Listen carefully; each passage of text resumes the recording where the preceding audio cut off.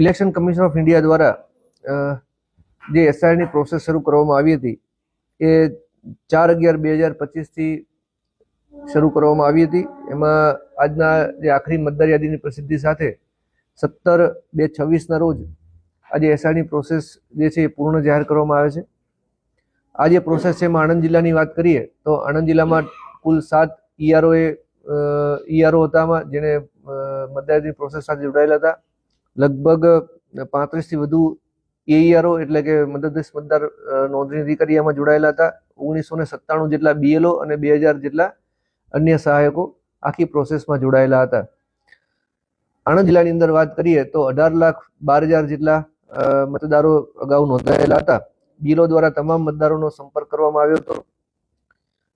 આજે સંપર્ક કરવામાં આવતા લગભગ હક દાવા સંબંધી 21,512 જેટલા આપણને ફોર્મ્સ મળ્યા હતા. વાંધા અરજી રજૂ કરવા બાદ 40,610 જેટલા ફોર્મ મળ્યા હતા.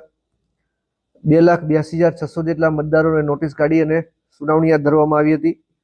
અને પાત્રતા ધરાવતા એ પૈકીમાં પાત્રતા ધરાવતા 2,71,601 મતદારોને આખરી મતદાર યાદીમાં સમાવેશ કરવામાં આવ્યો છે.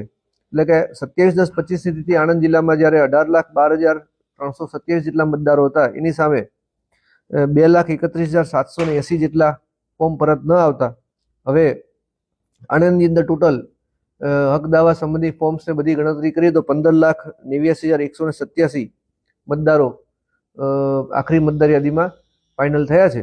આ મુજબની આખરી મતદાર યાદી આજરોજ પ્રસિદ્ધ થશે અને એસઆઈની કામગીરી આપણી આજે પૂર્ણ જાહેર કરવામાં આવશે.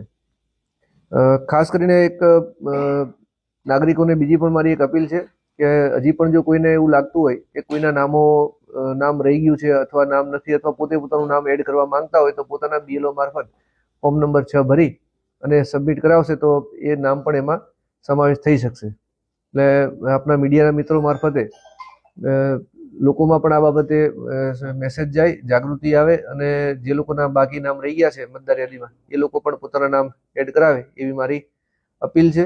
અને મીડિયાના મિત્રોનો પણ આઈએસઆરની સંપૂર્ણ કામગીરી દરમિયાન જે સહકાર મળ્યો એના માટે પણ જિલ્લા વહીવટીતંત્ર આપ સૌનો આભાર માને છે.